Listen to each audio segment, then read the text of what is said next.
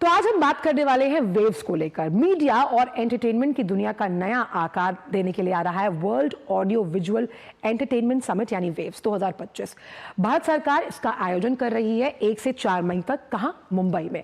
Waves 2025 ना सिर्फ भारत को बल्कि पूरे वैश्विक मर्जर्स को एक शक्ति के रूप में स्थापित करने के लिए तैयार है।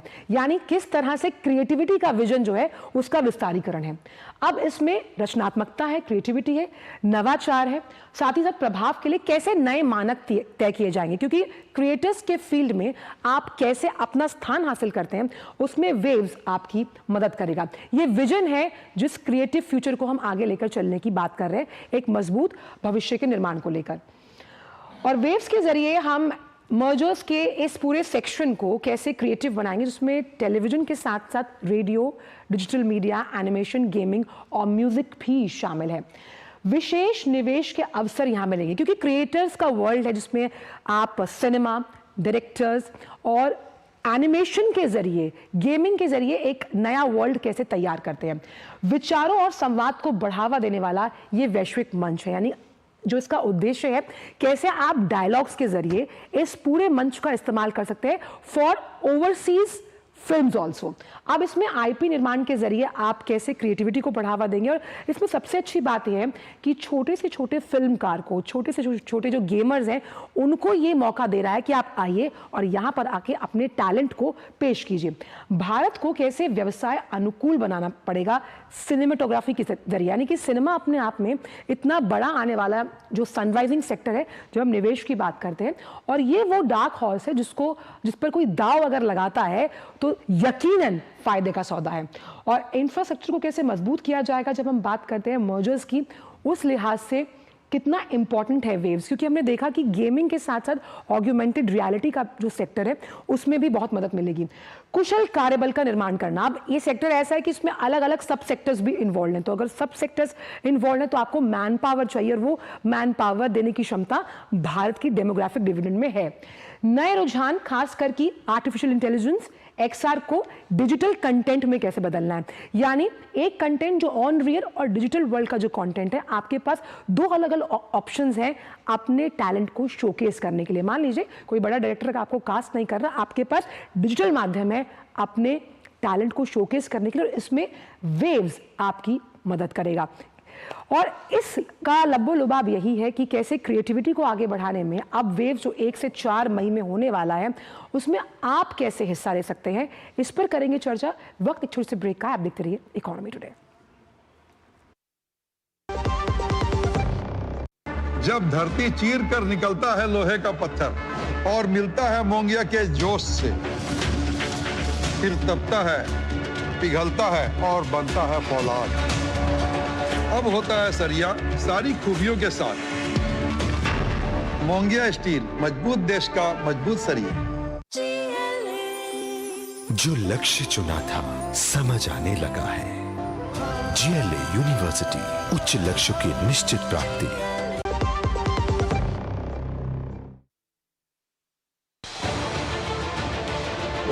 उत्तर से दक्षिण तक, पूर्व से पश्चिम तक, देश हो या दुनिया की खबर है तो पड़ताल जरूरी है। देखिए हमारे साथ मेरे पीछे भारत की सबसे एजेंडा भारत का है और किस तरह से एक नई शुरुआत इस वक्त डीडी न्यूज पर।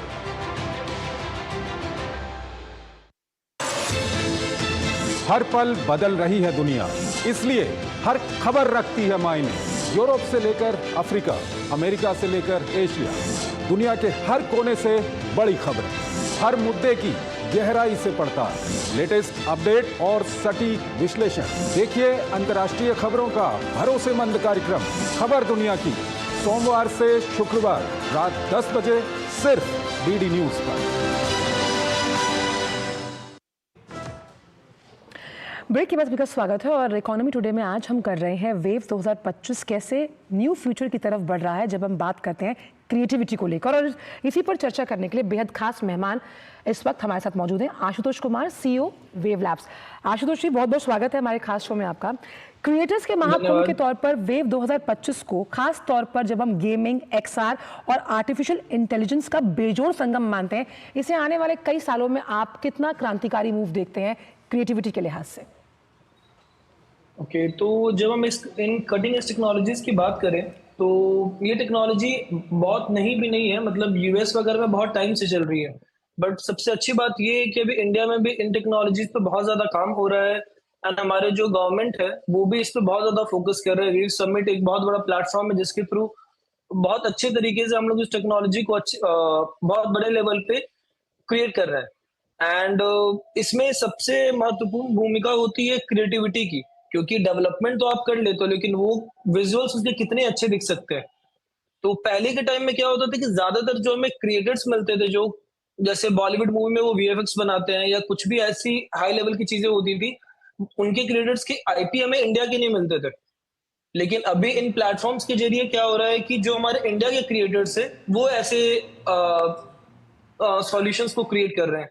अभी जैसे हम वेव समिट की बात करें जिसमें हम एक्साइटेड हैकाथॉन करा रहे हैं, इस चैलेंज के थ्रू भी बहुत सारे अच्छे प्रोजेक्ट्स हमें विद इन इंडिया क्रिएट्स हुए हैं जो बहुत अच्छे लेवल पर डेवलप हुए हैं। एंड जैसे पहले हम लोग एज अ कंज्यूमर माने जाते थे कि बाहर की कंपनीज कुछ भी क्रिएट करती थी एंड हम लोग बस उसको कंज्यूम करते थे। बट अभी क्या है, अभी जो दौर चल रहा है कि हम लोग क्रिएट कर रहे हैं चीजों को।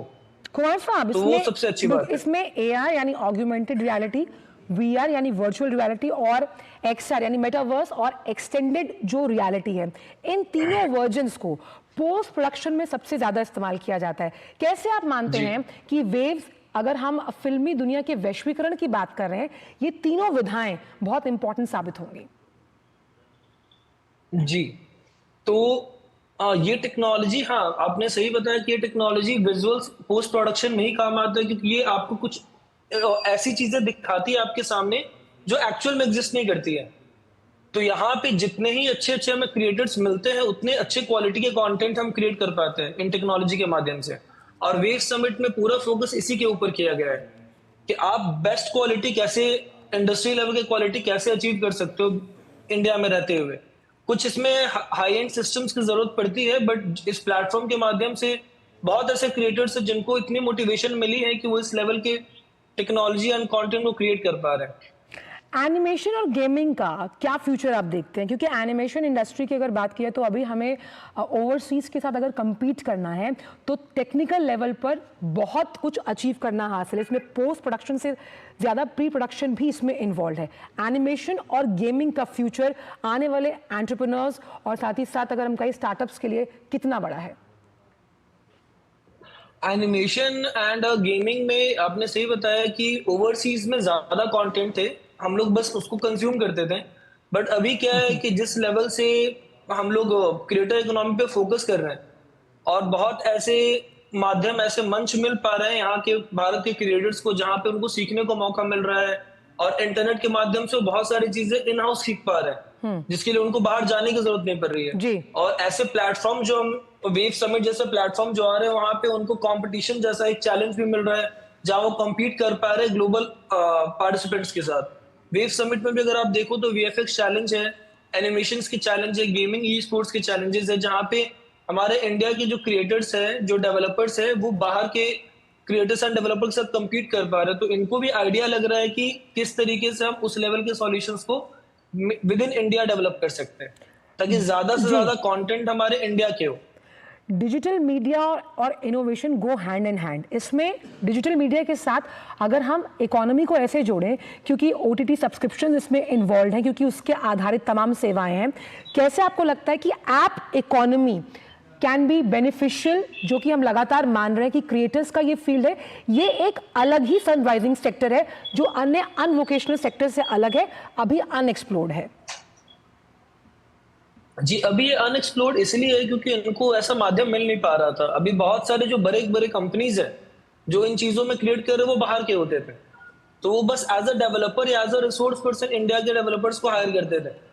लेकिन अभी जिस तरीके से स्टार्टअप्स को बहुत ज्यादा प्लेटफॉर्म मिल रहा है स्टार्टअप इंडिया के माध्यम से, और वेव समिट में भी हमारा वेवेक्स लाइव है, जिसके थ्रू हम लोग स्टार्टअप्स को प्लेटफॉर्म दे रहे हैं कि अगर उन्होंने कुछ ऐसा सब्सटैंशियल क्रिएट किया है तो उनको कैसे वो ग्लोबल लेवल पे स्केल कर सकते हैं। तो इससे जो पहले भी हमारे डेवलपर्स एंड क्रिएटर्स वर्क करते थे बट वो एज अ एम्प्लॉय काम करते थे, तो उसकी आईपी कंपनी की होती थी जो ओवरसीज कंपनीज होती थी, बट स्टार्टअप के माध्यम से हमें विद इन इंडिया वो कंपनीज फॉर्म कर रहे हैं, वो क्रिएट कर रहे हैं, एंड आईपी भी इंडिया के क्रिएटर्स को ही मिल रहा है, तो इसकी विजिबिलिटी अब पहले के मुकाबले बहुत ज्यादा है। अच्छा, इसमें एक चीज़ और है आशुतोष जी, क्योंकि ब्रॉडकास्ट और इंफोटेनमेंट ये दोनों ही टर्म्स बहुत नोवेल हैं जब हम बात करते हैं।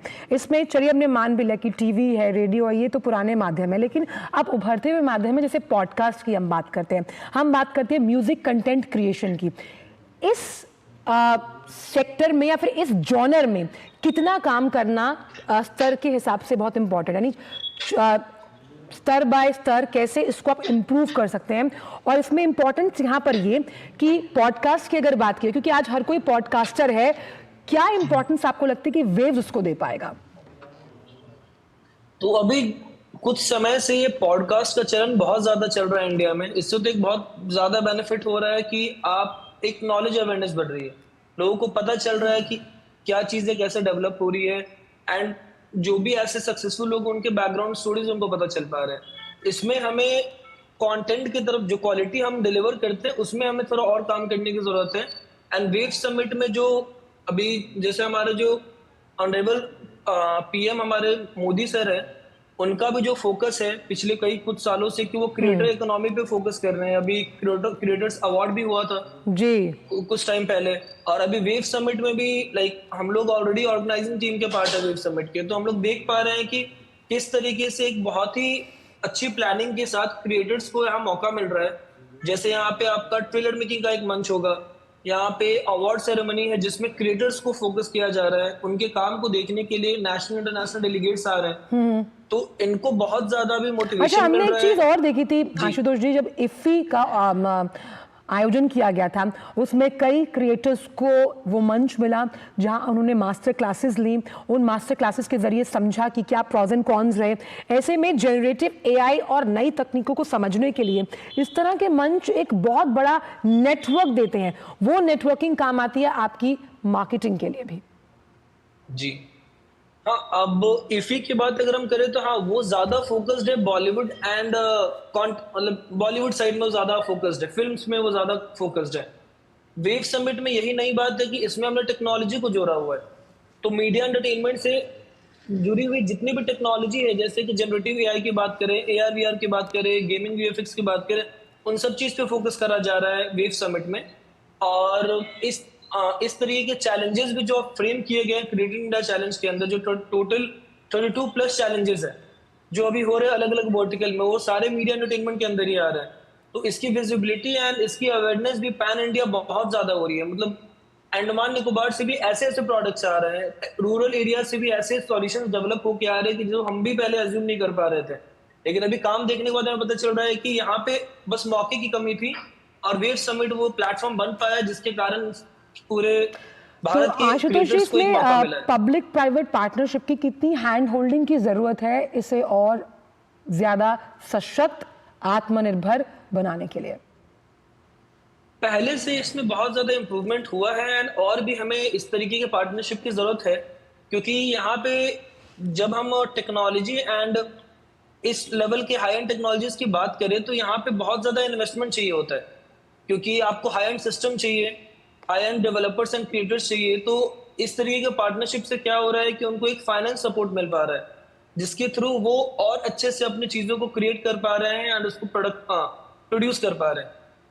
तो इस तरीके के पार्टनरशिप और भी आगे हमें चाहिए, लेकिन हाँ, बहुत ही अच्छे रफ्तार से इन चीजों में इजाफा हो रहा है अभी। और इसमें सबसे ज़्यादा इम्पॉर्टेंट ये भी है आशुतोष जी, क्योंकि जिस क्रिएटिव पार्टनरशिप को हम खड़ा करने की बात कर रहे हैं, वैश्विक मंचों पर भारत वेव्स के जरिए किस तरह से अपनी पहचान को अंकित करेगा? अभी तक बहुत सारे समिट्स हमने देखे हैं वो इंडिया के बाहर होते थे, जैसे दुबई में होते हैं, सिंगापुर में होते हैं, तो वहां के लोगों को बहुत ज्यादा इसकी विजिबिलिटी एंड अवेयरनेस मिलती है कि क्या चीजें चल रही है ग्लोबली। वेव समिट एक पहला ऐसा समिट है जो हम ग्लोबल लेवल पे कर रहे हैं। तो बाहर से लोग आ रहे हैं, बाहर से क्रिएटर्स भी आ रहे हैं, लेकिन इसका सबसे ज्यादा फायदा भारत के लोग को होगा, क्योंकि वो इंडिया में रह के देख सकते हैं क्या इनोवेशन चल रहा जी। है, उनसे सीख सकते हैं एंड उस तरीके के सॉल्यूशंस को नेक्स्ट टाइम से खुद क्रिएट कर सकते हैं। आपने बहुत इंपॉर्टेंट बात की कि कैसे इनोवेशंस जो हैं वो सॉल्यूशंस की तरफ आपको लेकर जाएंगे, जिसमें कहीं ना कहीं टेक्नोलॉजी इन्वॉल्व है। बहुत बहुत शुक्रिया आशुतोष जी, आप इस शो पर आए और आपने वेव से जुड़ी तमाम जो जानकारी है वो इस मन से साझा की। बहुत बहुत शुक्रिया अपना समय डीडी न्यूज़ के साथ साझा करने के लिए। तो कैसे